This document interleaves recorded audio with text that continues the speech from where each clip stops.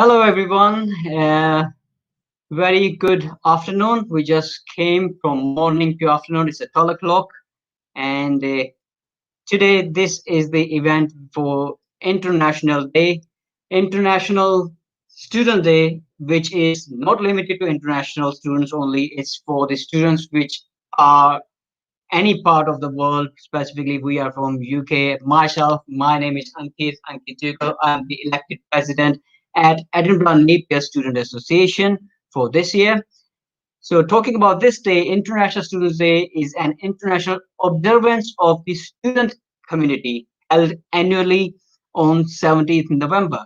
So, if I go back to history, it was pretty much originated more than 50 years back when students raised the voice against some terrible issues at international level. However, it is now marked by a number of universities, sometimes on a day other than 17th November, on a non-political celebration of the multiculturalism of their international students. As you all know, that this year, 2020, that will be registered as a, I guess, pandemic year in history. We are trying to raise the concerns and issues that are affecting the students in their studies. As we can see, the pandemic has affected in different manners to all, such as student poverty and etc. We can name it. We will talk what kind of support students are looking for and many things. Coming about this specific date, today the event campaign, what it is, today is the Tuesday, 17th November is International Day for Students.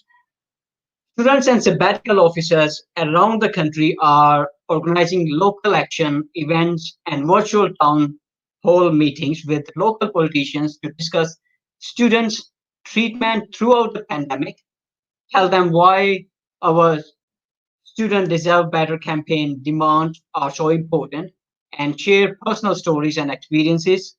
We want students to feel empowered to make their voices heard and express their frustrations and concerns with their government and institutions.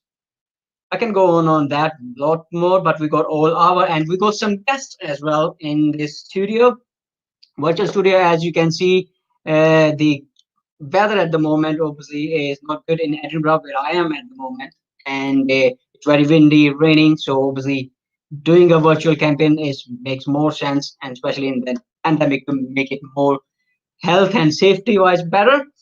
So over here, just to start our conversation, I would invite our NUS President, National Union President Lauricia Kennedy into studio to come and share her thoughts.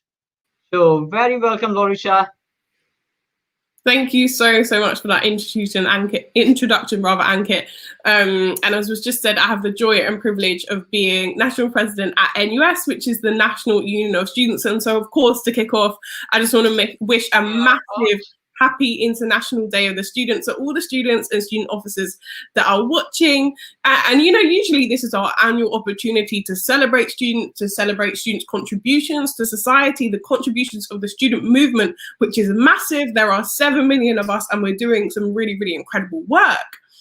But this year we're not really in the mood to celebrate because there's been so much. And whilst we've been railing against all of the things that the government, the universities have thrown our way, it feels really difficult to celebrate in this moment when we've seen situations across the country, across the 4 nations of the UK, where students have been subjected to different rules with the rest of the public during this pandemic. We've seen really dystopian measures used to control students in this time, in some cases using security guards with dogs to police these student lockdowns. We've seen private security forces disproportionately, profiling Black students.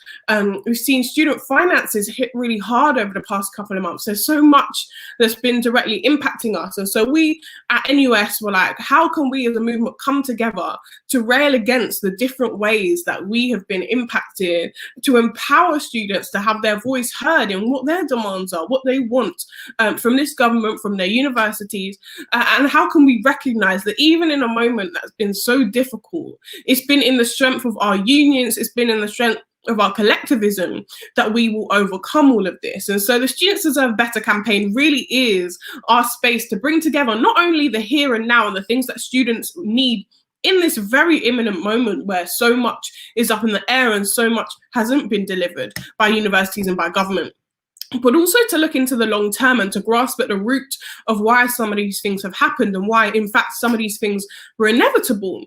And so at the same time, it was calling for government and universities to uphold students' basic legal rights and telling them that they shouldn't be subject to different rules, and there's under no circumstances should students be restricted, threatened, or policed by security forces.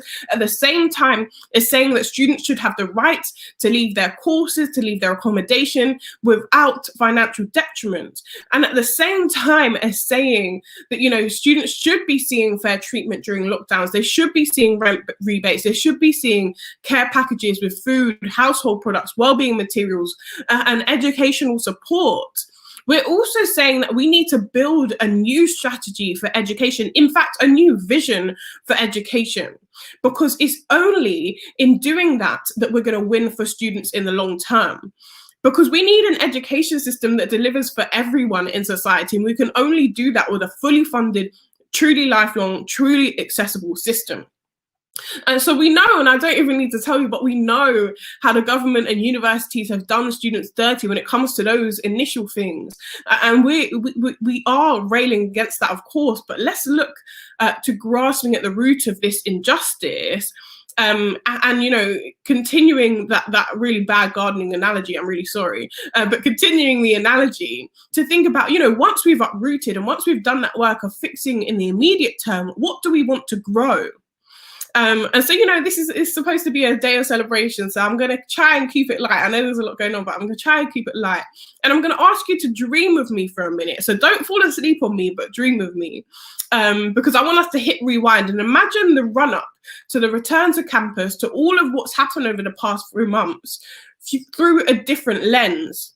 A lens through which we have an education system centered on care, on safety, and on community. Imagine we had an education system that was fully funded, where, you know, government don't see pound signs where they should see people. Imagine we had an education system that was democratized, so decisions about our safety were made by us and for us directly. Imagine we had an education system that was accessible to all, so that digital access and that digital infrastructure was always possible for those who needed it. And, you know, if the education system that we're imagining were a reality, then students wouldn't have been lied to about what was safely possible so that the government and universities could exploit you for tuition fees and rent rather than prioritizing your safety. We wouldn't have seen thousands of students across the country locked down in halls, courting housing contracts, in some cases they never even needed. And we definitely wouldn't be seeing these last minute moves to online teaching without the infrastructure and resources to make that truly accessible. You know, the thing about the kind of whole debate around, you know, digital learning and why we're calling for an investment in digital infrastructure is we've been calling for this for years, particularly, and I give a shout out to the NUS Disabled Students Campaign, which for years has been talking about online provision as a route to accessibility. And only now do many institutions want to sit up and listen, when for years we've been talking about the need for free access to broadband at home so that people can study over the breaks, the need for people to have access to the technology that they need so that they can study in the breaks as well, the need for specifically assistive technologies for disabled students so they have all of the things that they need to thrive, when in fact lots of people at the moment are just surviving universities. They're trying to get by when, you know, the playing field is stacked against them, and it never should have been the case. And in fact, this pandemic has exposed and exacerbated the things we already knew. We knew our education wasn't accessible enough. We knew it wasn't lifelong, and we knew that it wasn't. This model of funding was always going to produce an injustice that is only being continued now. Of course, you know, we've seen things vary across the sector, but as a whole, if you look at it, the choices that have been made, it's not the result of a few bad decisions. It's the result of a system that means you've got this, you know, managerial structure where students, we have some voice, but we can't drive forward the things that we want to do. We don't have real power because they don't want to give it to us, and so we're going to have to take it, which is why I'm just excited for students to be coming together to do just that and to have their voices heard. and to really kick off this movement, and from a very international perspective on International Day of the Student.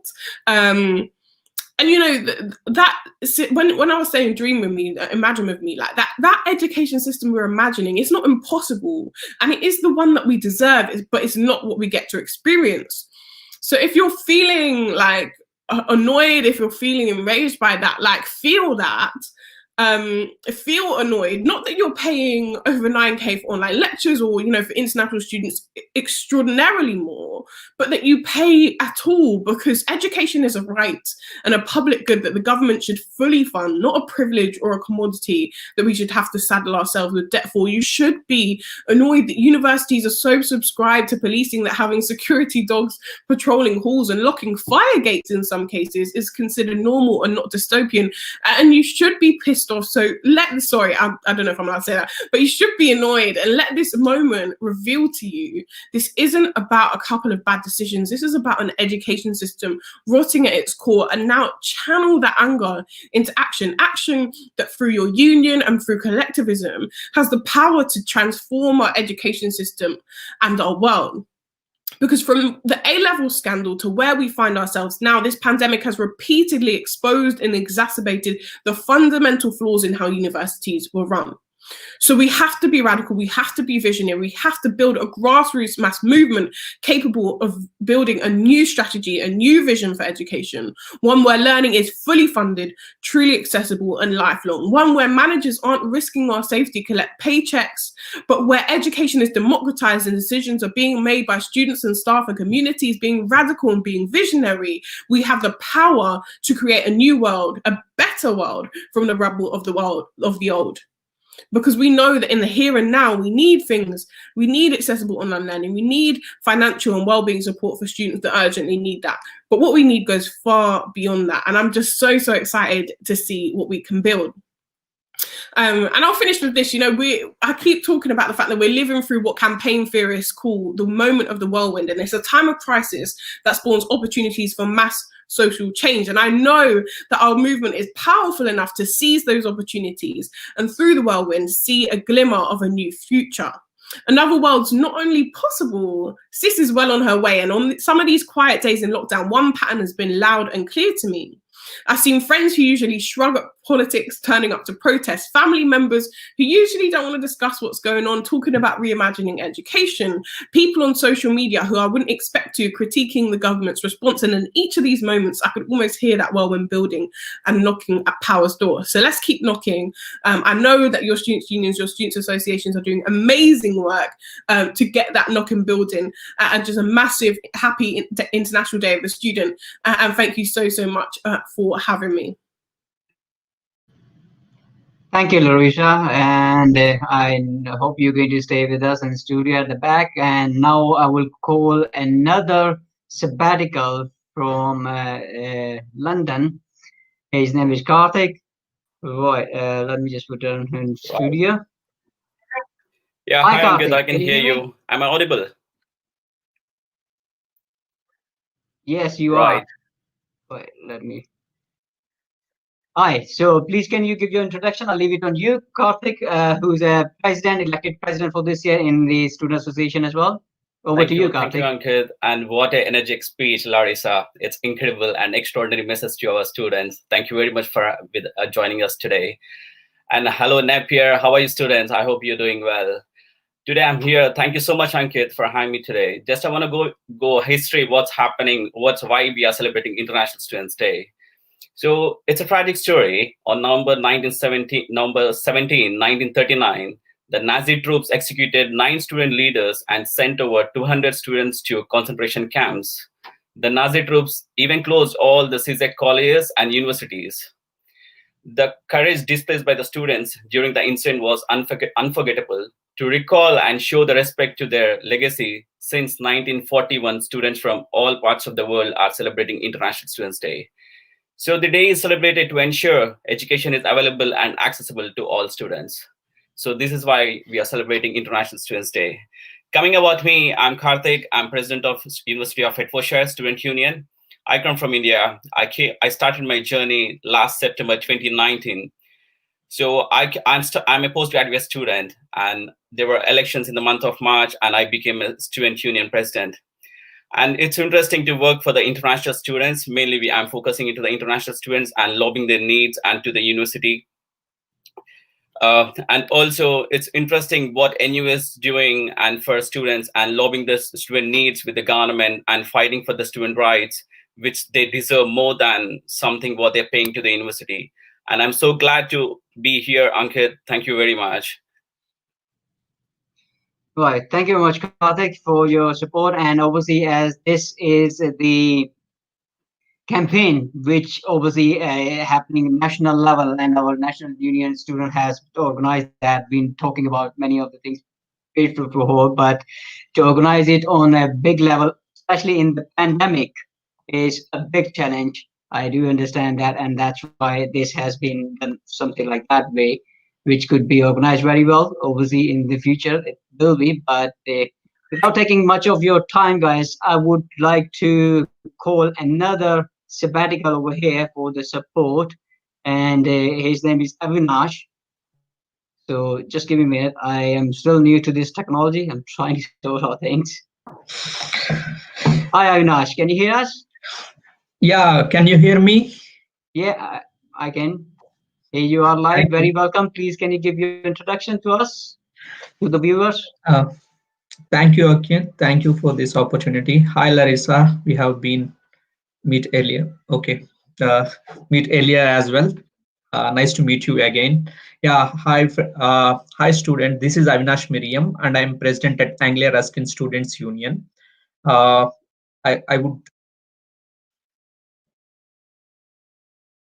would like to say, yeah, students deserve a lot better in these pandemic times, and we are seeing so many things. And as a team, me along with the other sabbatical officers and NUS working hard to make sure that student will get what they deserve. I have also working on international students a lot this year. Recently, I came to know that that BRPs for the international students is getting delayed. I'm constantly following with my international office to solve it as early as possible, and I raised with NUS as well with in all party parliamentary group regarding this. They said that UK visa is they got the reply from the UK visa saying that they are delivering on time, but I did not see even some of the students is contacting me. And as NUS or our students unions is working a lot to support students in this pandemic times, very hard to provide a better life as a student in the universities. And I hope this all will get better situation soon, and you will find a very interesting life in UK as a student. Thank you. Thank you very much, Avinash, for sharing that words and supporting this event and the campaign going for students who are facing issues and affecting their studies in this pandemic. And without going any much on more time, I will call another sabbatical. Her name is Purnur over here, and let me welcome her to the studio. Hi, Purnur. Hello, Ankit. Thank you very much for inviting me over to join this. Hello, everyone. My name is Purnur. I am the president of the GSA at York. So GSA stands for Graduate Students Association, and we are one of the last two postgraduate student unions in the UK. I would like to go straight in and talk a little bit about what is happening. For me, I just wanted to focus on, I would like to do a little bit play with the words. It's International Students' Day. So it says it's an international day, but today I am focusing on specifically on international students. So it's difficult being a student. In our case, being a postgraduate student. But being an international postgraduate student is a lot more difficult than being a home student. So basically, you are supposed to get used to a culture. You are supposed to get used to living in a foreign country. You are supposed to familiarize yourself with the academic culture, which might be different from your home country. And quite often, international students feel like they are an afterthought. So basically, let's take the issue of leave of absences. It's a right, isn't it? So you can take some time off from your study.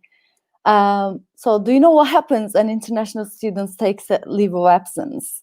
The institutions encourage it. Yeah, if you have a personal problem, just take some time off.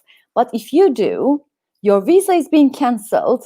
You are supposed to go back to your home country. If you have a scholarship, it is suspended, and you need to vacate the student hall if you are living in, or if you are in a private accommodation, still you need to vacate it, because you can't have a place in the UK unless you have a valid visa.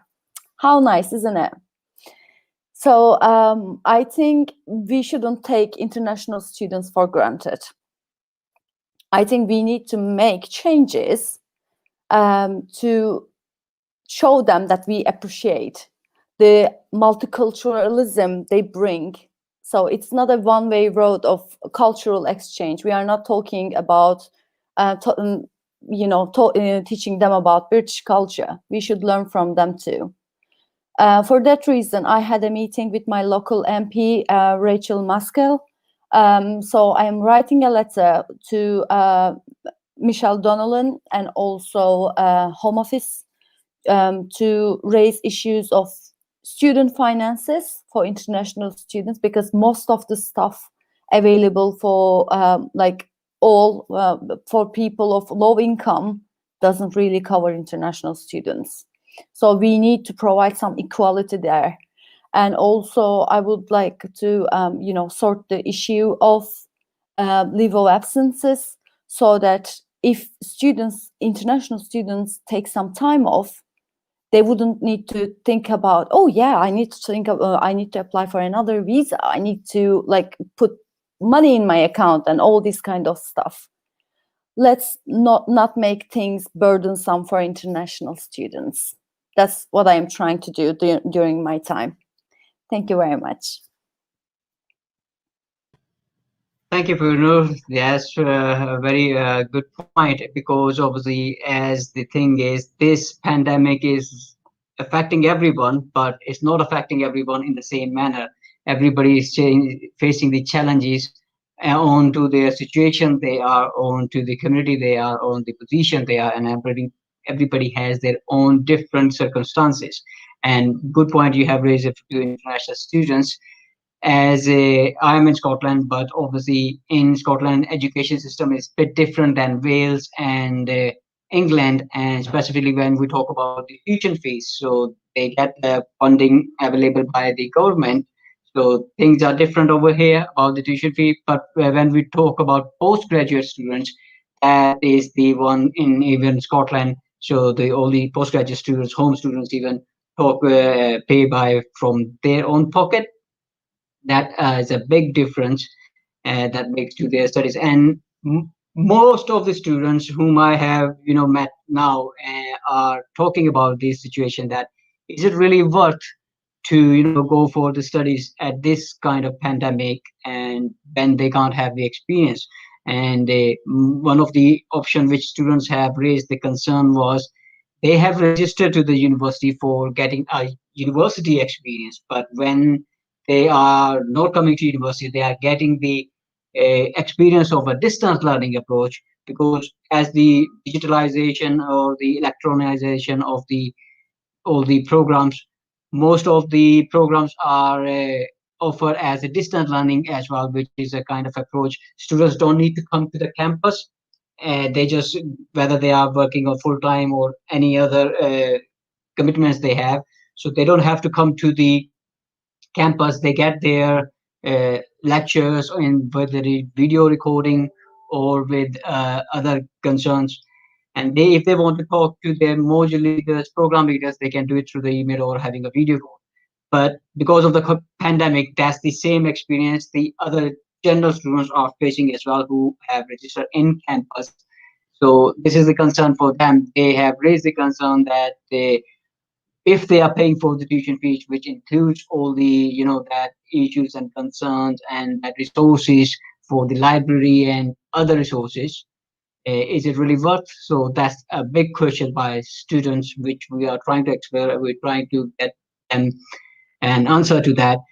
We in Edinburgh Napier Student have raised this concern to our advisors. Our just like every student association, they have their advisors who give one-to-one advice to the students, and based on their circumstances, our advisors have done so as well. And with them together, we wrote a letter to our university as well, which the students are seeking support for at risk, specifically the international students. So ENSA has received numerous requests for advice from international students who have been struggling to pay their fees and financial support themselves during the COVID-19 pandemic. Many of their individual cases are extremely distressing, and sadly, their experience of their time at Edinburgh Napier University over the past few months have been very poor. Although students from all different backgrounds have faced difficult and unforeseen circumstances, recently we believe that international students have been the hardest hit as they are far removed from families, friends, do not have the usual support mechanism that provide a safety net. Some of these students are now at risk of being exited from the university for non-payment of the fees, and we urge the university to treat them students with compassion and engage with each student individually, offering them proper support to enable them to continue with their studies without penalty. The issues these students tell us they have faced include lack of support and understanding, poor access of technology, as access to additional funding is limited to them. Students' accounts are blocked with which hinders their progression.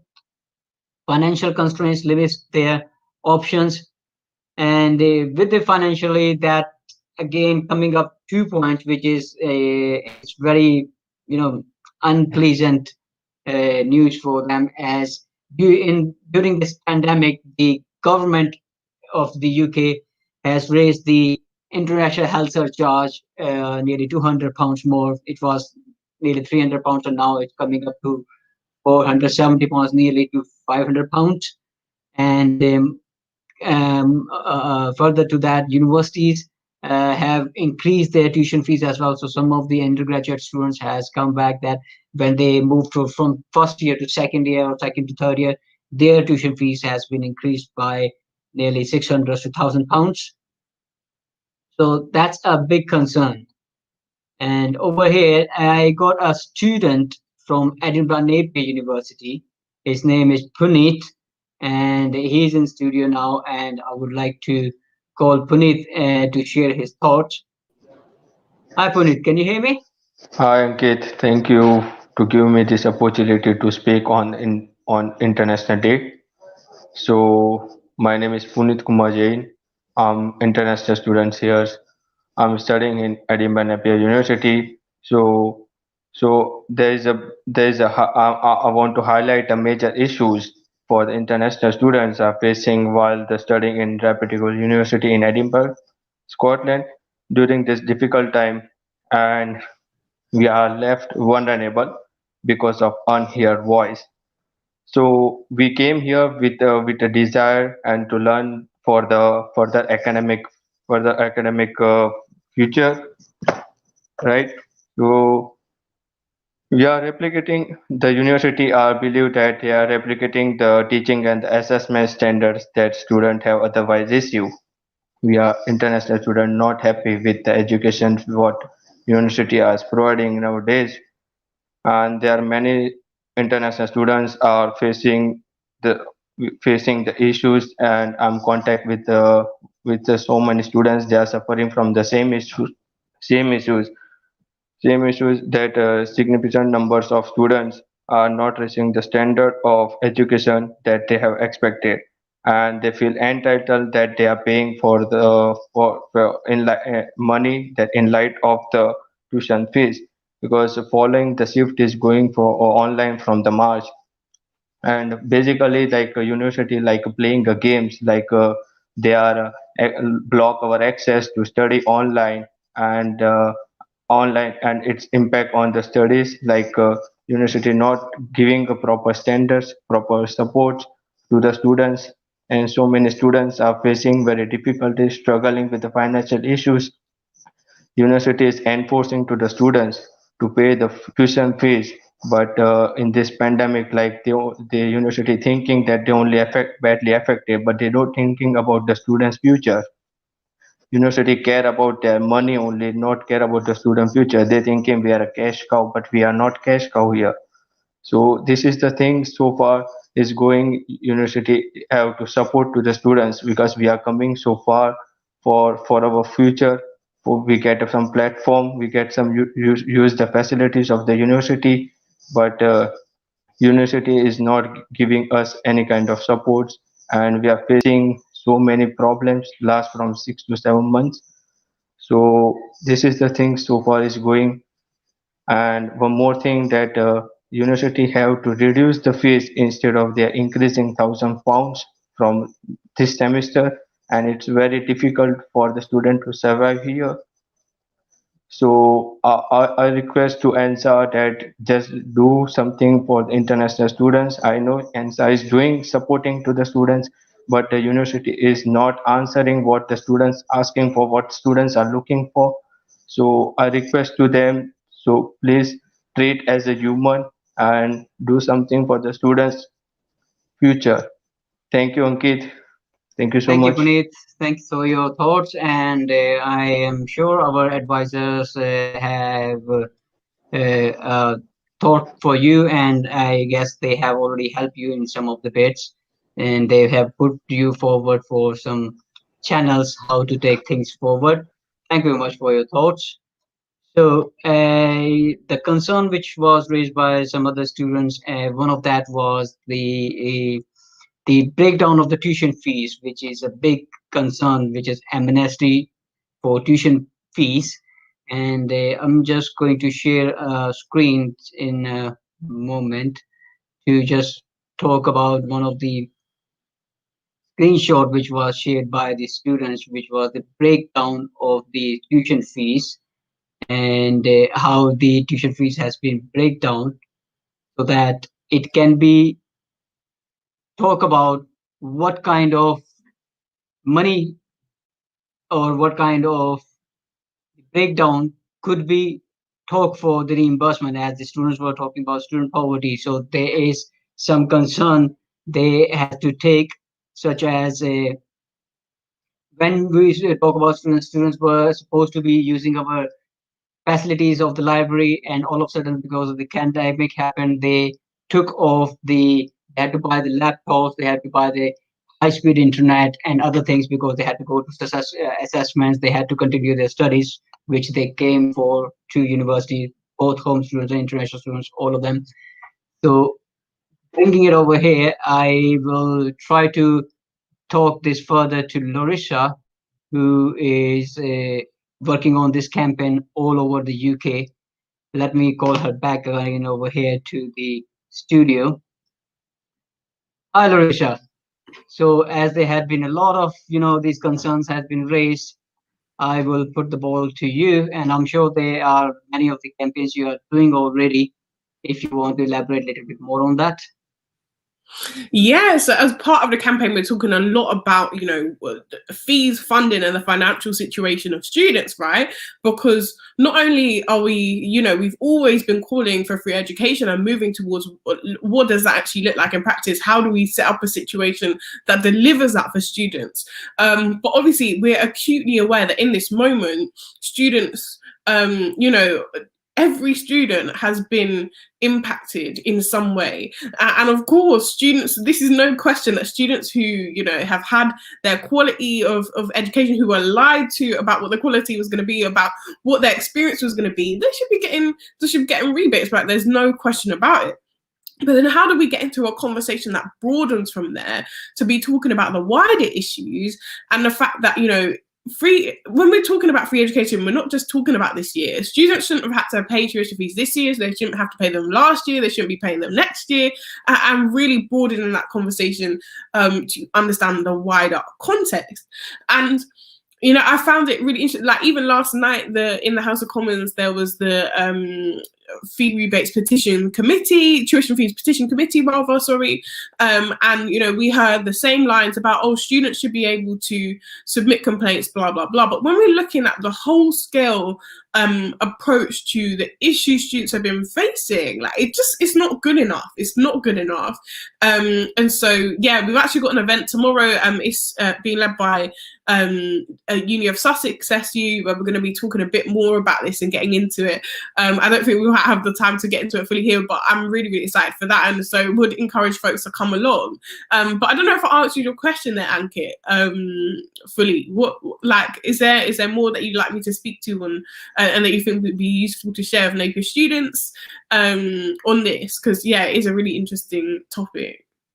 Yeah, sure. We can talk about that, because obviously at the end, these are the campaigns which are to tell the students how things are affecting their studies. If there is any concern, because we have different varieties with different communities, students, now the universities are not limited, as I heard from group from the students, that it's not limited to one age, which is like 18 or 20 years or to 25. We are getting the students in who have the parents who have the kids going in school, and these kind of up to the age of 40, 50 who are getting into university. So this affects in different manner to all different students. Yeah, so if you want to talk about that.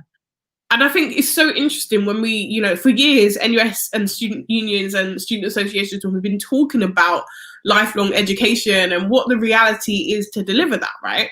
And now suddenly we're in a pandemic where the government has realized, oh, maybe it'd be helpful to have an education system that allows people to reskill and retrain. But like, we're also trying to have conversations about the fact that this shouldn't be solely tied to the market and to business and to that kind of, like, people should be able to learn because they want to learn, right? Like, you shouldn't be trapped in this cycle where you do education at the beginning of life and then you move on and you never get to explore anything else ever. Like, it's ludicrous that we've built a system like that and that we've inherited a system like that. So when we're talking about lifelong education, we're actually trying to talk about what are the concrete barriers to that. And so often it is around finance. And so often it's like, how do you actually, as a single parent or as someone who has a mortgage or as someone who, you know, you have a job or whatever it is, how do you then find yourself doing like a degree again? Like, it's so difficult to get back into because of the financial barriers, because of the structural barriers. And so a lot of the work that we do is trying to actually unpack and grasp at the root of those issues, because I almost feel like the issue is we get so caught up in the weeds of injustice. And by that, I mean the kind of symptoms of the things that, you know, are at the core of the issue, because obviously the symptoms is like, oh, okay, so the like individual structural barriers, whereas like at the core of it is that we have an education system predicated on the idea that you only go through education once, unless, you know, you're extraordinarily rich, in which case you can afford to just do it whenever you want. Do you know what I mean? Like that, but for most people, that's just not the reality. So how do we flip that on its head and try to build anew and center a system that's actually, you know, for the community, right? Like, if you have an education system that's for everyone, for every point in life, for no matter what your story's been to this point, no matter what your educational journey's been to this point, and we built an education system through that lens, it would look completely different, because it'd be much more flexible, it'd be much more agile. You wouldn't have to commit like 3-4 years of your life full time to just get, do you know what I mean? To just get into higher education for the most part. Like, it's really difficult. Like, right now it's really difficult, and I have so much respect for the folks who navigate through it, but it shouldn't be that difficult. We need to, you know, obliterate those structural barriers, and so the work that we're doing behind the scenes is often trying to do just that. Yeah, that's right. And I'm just trying to share a screen over here where I put down on a breakdown of the tuition fees some student has raised into us as well. I wish I could sort it out, but obviously due to a technical issue, it's just a black screen coming up. But Lorisha, I'm sure this has brought to you sometime with some other students as well, such as the tuition fee which they're talking about, and in the graph you can see is the direct teaching course, which costs 4,296, such as the home students pay altogether for undergraduation is annually £9,250 for the university fee for undergraduates and home and EU students. So now we break down to that is it's the widening participation, which costs 500 as state and facility breakdown for about £1,000 administrative charges. So there's a breakdown for the tuition fee. What do you see the support for the students of that £9,000? What they more than 9,000 they pay for the home students, and that breaking down to the other chunks, and they are not getting that facility. How can we bring it back? What's the role of the government to push the universities and the institutions to follow that? But again, I feel like let's not get caught up in the weeds of the injustice, right? This is one of the surface level issues. But if we dig a little deeper, what's the fundamental issue? The fundamental issue is that higher education is underfunded, right? Like if we actually saw government investment into education and higher education, then we wouldn't have to be having these conversations about piecemeal reform for, how are we going to edit this little bit of spending here and this little bit of spending there? Because if we had a fully funded education system that was free at the point of use, then we would be able to direct funding into things like student support and mental health services, and into things like accessible technologies for students, and into things like, making those structural barriers to lifelong education disappear. Because at the moment, the issue is we have a really unstable funding model of higher education that is really, in most parts of the UK at least, very heavily reliant on student fees. And in fact, I think across all 4 nations of the UK, to some degree reliant on student fees, particularly in Scotland, if you look at the ways that it's reliant on international student fees. So I think just recognizing that model is always going to be unstable. It's always going to treat education as a market. And once you treat it as a market and run education as though it's a business, you're always going to be cutting corners when it comes to, actually serving students' interests and communities' interests, right? Like, who is education? It goes to the question of who education is for, what we want education to deliver in society, and whether or not we recognize it as a public good and something that actually contributes to the rest of the world and to the rest of our society, which I fundamentally believe that it does. And so when we're talking about those disparities in where funding is being spent and where that money is going, I think at the crux of the issue is the very way that universities are being run and being conceptualized within our society.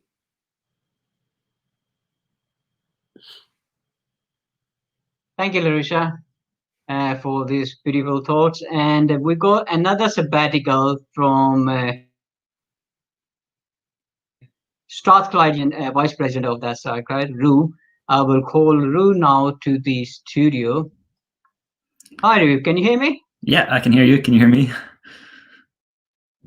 Yeah, very welcome. So I leave it on you to just introduce yourself to our viewers and your thoughts on the campaign today we are doing for Students Deserve Better. Cheers. Thank you very much. I'm Roo Wallace. I'm the Vice President of Community at Strathclyde. Kayla unfortunately couldn't make it today. I'm here to take her place, but I'm really grateful for the chance to come along and talk about, I think, the general student movement and how students have made so many positive movements to face the current situation where we've been sort of scapegoated, and particularly this campaign of Students Deserve Better, because we do. I think it's been a big year for the student movement. We faced some of the toughest challenges ever faced by students, some of the trickiest circumstances, as a result of poor decisions on the behalf of governments and universities, which really unfairly put students in poor positions. And right from the start of the crisis, in Britain, things were run poorly. When it became clear that in-person learning wasn't safe or sustainable, the transition to all online learning was often made too late or with very little forethought. And this put teaching staff as well as students in very tricky positions and meant that students' entire experience was compromised. Students, particularly ones from lower areas on the SIMD index, faced problems like digital poverty, problems from poor internet connections, lack of space to study, and issues with how classes online and their progress in these classes was implemented. On top of all the problems of student jobs being lost when the hospitality industry and lots of other industries basically shut down. I think these problems have all been covered and analysed from all angles, and you've probably talked about most of them already today. And the problems don't stop there, but I don't really want to focus on the problems too much. That's been something that's been covered. I'd rather, as much as that's a valuable thing to do, I'd rather focus on what students did for themselves, how they defended their rights, how they've worked together and continue to fight the unfair scapegoating and discrimination and they're being taken advantage of. There's this amazing campaign, Students Deserve Better, as well as we ran another campaign at Strathclyde of We Stand With Students. And I think our successes at Strathclyde and the general successes of the student movement have shown how these problems that students face just aren't inevitable and how they can be avoided. Things that we've managed to secure at Strathclyde include getting the confirmation and the promise that all learning is online except where absolutely essential, getting sort of effective fee reductions in a way for lots of international students through the form of small scholarships, and also helping out so many students who are in private halls, where the PBSA, the private the purpose-built student accommodation providers were not releasing students from their contracts without them doing a lot of work to prove that everything's online, which is not what the law says and not what the law is releasing students from their contracts early, which the student movement managed to secure.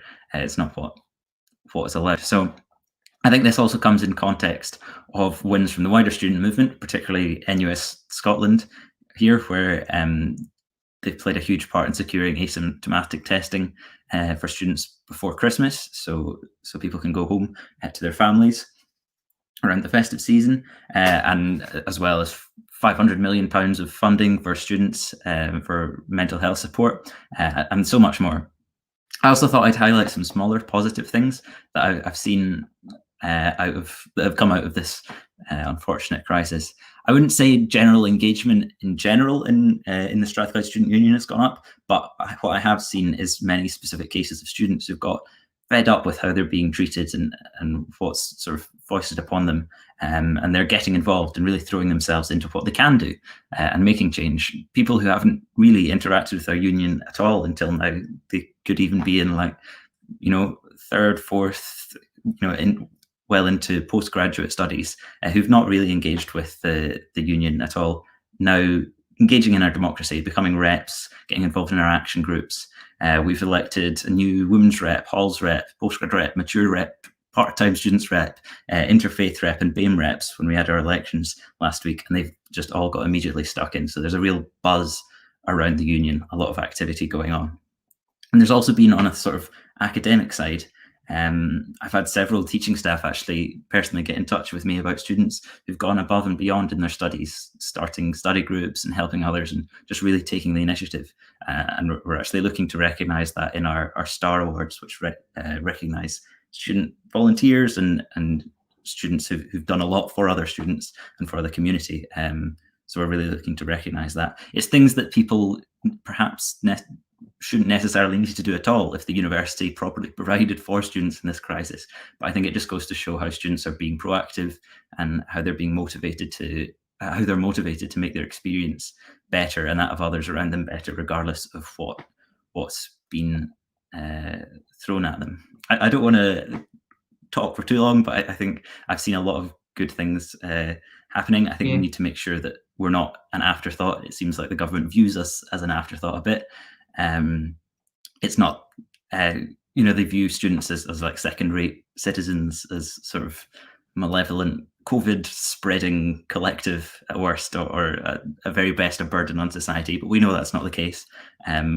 We were put into this situation against our will, to our financial loss, through lies, through broken promises, poor planning, and bent truths, just because of the commodification of the education sector, and lazy policy making and just poor planning. So I think these are all reasons why student-led campaigns such as Students Deserve Better are so important, and why supporting them and running them and running our own campaigns in our own institutions makes a real difference. It's International Day of Students, and I think it's a really good day to reflect on how the student movement has caused so much change and progress, and also to reflect on the work ahead, and to think about what students really need, how COVID and its effects on students link in with the big picture of issues that face everyone: discrimination, inequality, the climate emergency. And I think that reflection will be really useful in creating a society that is better for students. Thanks. Thank you very much, Dhruv, for sharing your beautiful thoughts on that. I know there has been a lot of work the Strathclyde has been doing on, and not to forget our NUS Scotland president, Matt Creeley, who was from Strathclyde resident. And just to read some update from fee update, which I read from the Strathclyde sabbaticals, it is really disappointing that the university have decided to dig their heels in on the issue of tuition fees. So I'm just reading what the social media has been shared on that. At a time of great economic uncertainty for students, where the student experience has also been fundamentally altered, it is morally wrong not only to keep fees as they are, but to increase them. And I completely agree to that. Over the summer months, our student executive have pushed the university on fees consistently, but ultimately the university is not willing to part with the cash, and reform is needed. Now more than ever, education is a human right, not a privilege. Students are here to learn, not simply to act as a revenue stream. Our system is broken because it is built of profit. Then this needs to change now more than ever. Any winner of the course is welcome. However, this is not the end of the fight. I would encourage you all to get involved campaigning around the tuition fee issue, because this is only the beginning. I believe it's on a grassroots campaign we can and we will win further concessions. So bringing on all our participants to the screen now, and as we are nearly to the end of the session. So I would thank everyone, all of the sabbaticals, and special thanks to our NUS resident of UK, Larissa, to come and share their thoughts, to share their campaign, what she has been working on, and putting all us sabbaticals all over the UK into the same boat, working on the benefits for the students. Because as it's the logo of my student association, as well as you can see at the back, read, make the most of your student experience.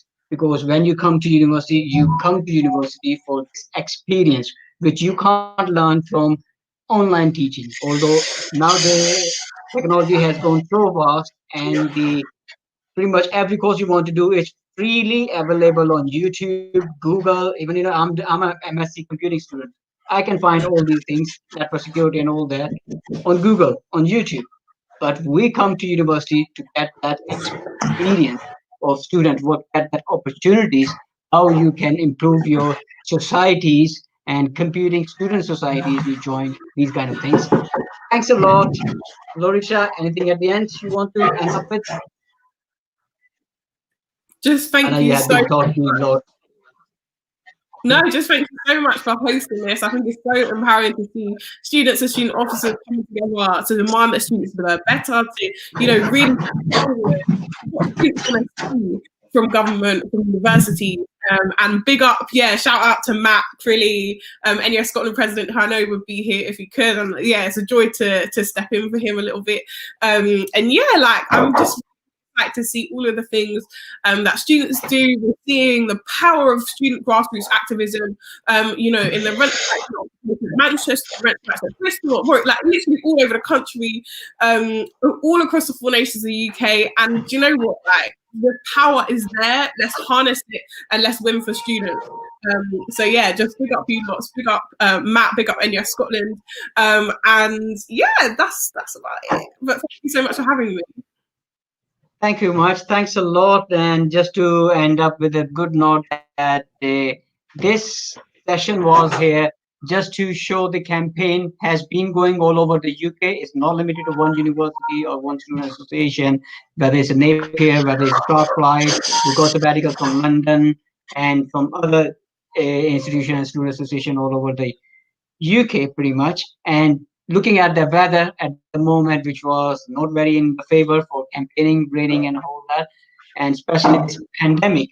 So this virtual digitalization we are using for showing our solidarity and support what all the sabbaticals all around the UK and National Union students, full-time officers have been doing to make the most of the student experience better what they can.